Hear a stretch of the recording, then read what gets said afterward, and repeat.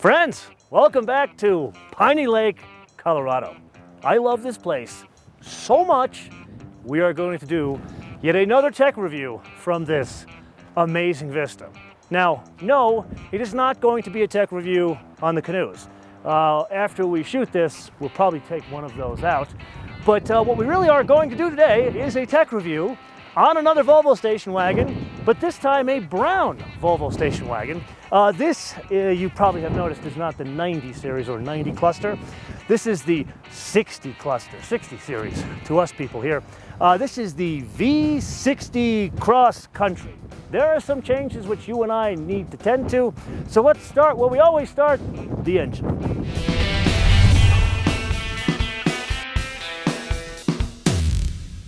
Okay, so if I'm honest, the 60 series, definitely an older platform in the Volvo world, but there have been significant changes here that map to the 90 series cars that you and I have driven.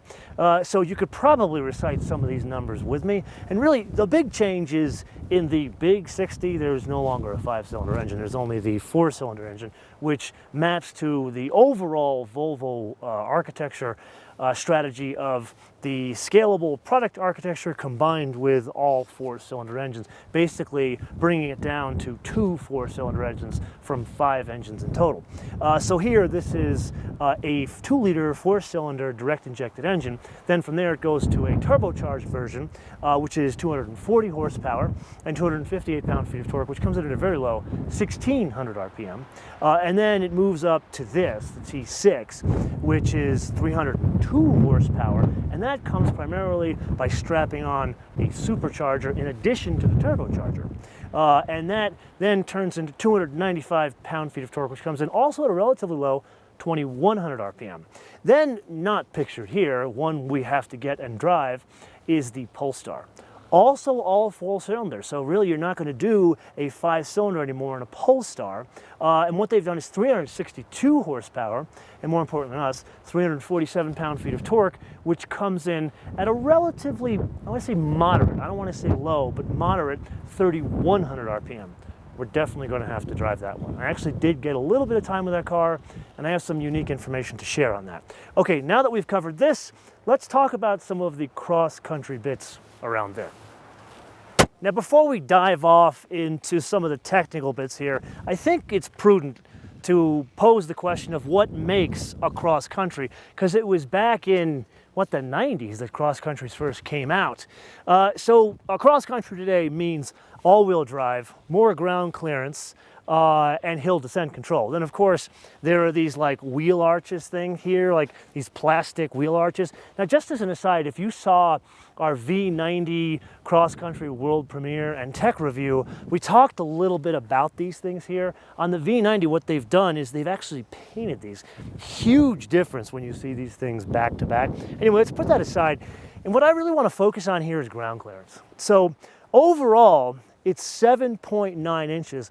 When you look at most of those like new crossovers that you and I have been driving as of late, and it's been quite the trend over the past couple of years, this actually has more ground clearance than most of those crossovers. Now, is it more than an SUV? No, definitely not. Now, then there's the question of, okay, 7.9 inches, that sounds great, but what's the difference from this to a regular V60 or an S60? And it's about 2.5 inches taller over those two cars. Now, that's basically some of the biggest differences mechanically between these two cars. Obviously, there's hill descent control, and what you and I probably need to do is find a place to use it. Now, we're going to do something a little bit different. Instead of doing a full first drive review, because this really isn't a first drive review, these cars have been around since the Ford days of Volvo.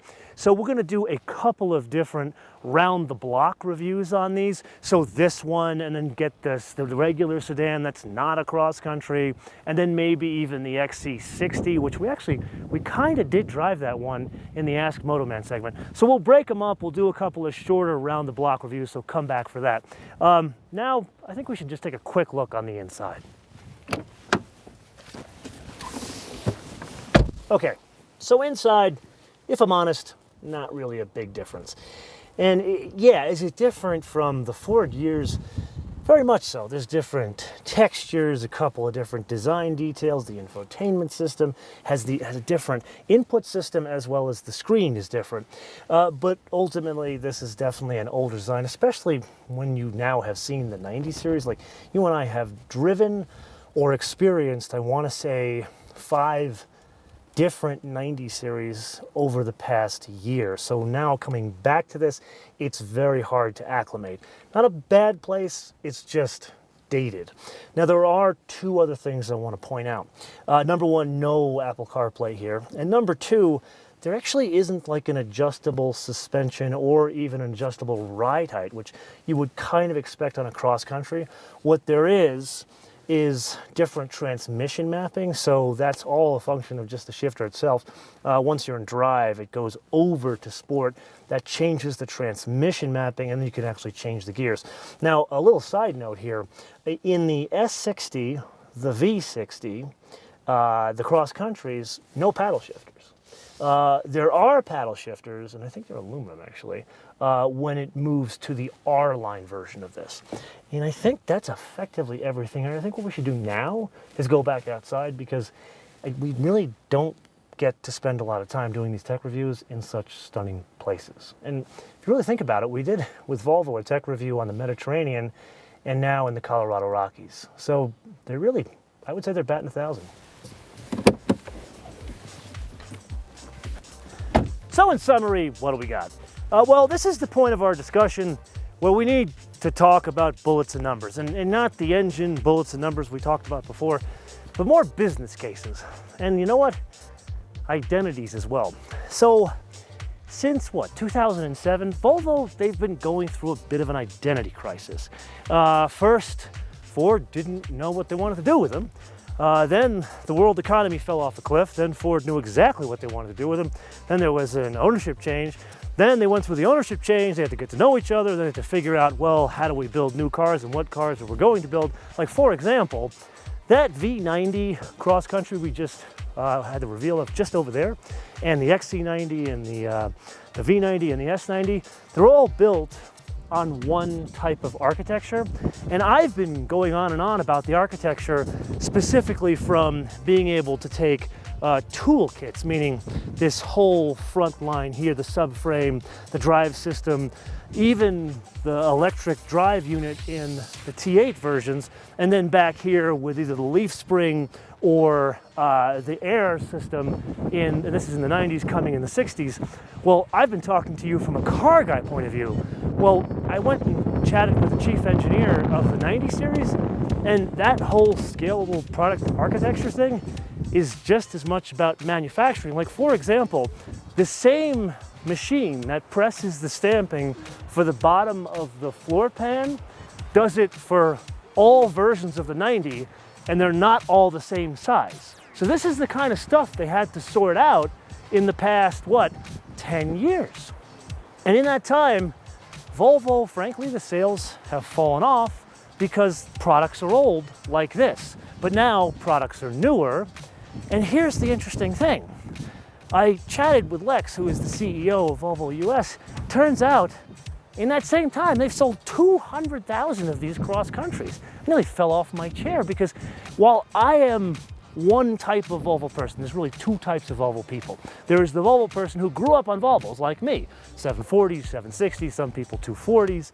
And then there are people today, it's like, oh, I have a Volvo story, but I don't ever remember seeing a Volvo recently. So now, think about that with 200,000 of these things on the road. Now here's a further piece of information.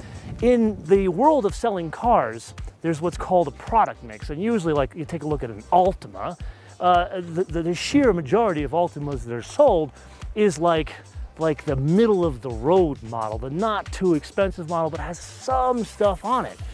This is a case where it's the more expensive model is 50% of the makeup. The only other thing that comes close is like a weirdo car like a 991. That's a case where it turns business cases completely on its head, because in the US, Porsche sells 30% of the 991s are the most expensive Turbo S's. Like, to give you an idea, it's usually 5 to 10% of the mix at best is the most expensive model. So that kind of comes back to why there still is a cross country in a world of SUVs and crossovers. So now I need to kind of turn this around to you guys and leave you guys with a question. And the question is this: in that whole time where Volvo has quietly been selling 200,000 of these things, and there's all these SUVs that are out there now and crossovers, what do you think this competes with now? Like, I could scratch my head and say, well, there's that new Volkswagen all-track Golf. Yeah, then there's the Audi all-road, but then does it really have to compete with a super-duper tall model? Because there's a lot of other all-wheel drive station wagons out there, like a BMW 3 Series. So my question is, what does it compete with, and why do you feel that way? Let me know in the comments below or via our social media, MotoManTV all one word, MotoManTV all one word, Facebook, Twitter, and Instagram. And with that, I want to leave you with two things. Number one, make sure you download our fancy new mobile application, which you can download for free at Apple iTunes and Google Play. And we are live on 5 international airlines: Emirates, Virgin Atlantic, Virgin America, Virgin Australia, and soon American Airlines. And number two, a fun fact. So we went to this V90 Cross Country global reveal over here. Well, Volvo saw to every detail that here in mid-September, just outside of Vail, Colorado, that there was snow caps on the top of these mountains. So when we got here this morning, the top of that mountain range, it was, well, I want to tell you it's snow, it probably was hail, but you should have seen the pictures. You know what? I'll put them up on Instagram, and you should be following me on Instagram, MotoManTV all one word, MotoManTV all one word. Anyway, until I see you next time with a couple of round-the-block reviews of these different 60s, bis später.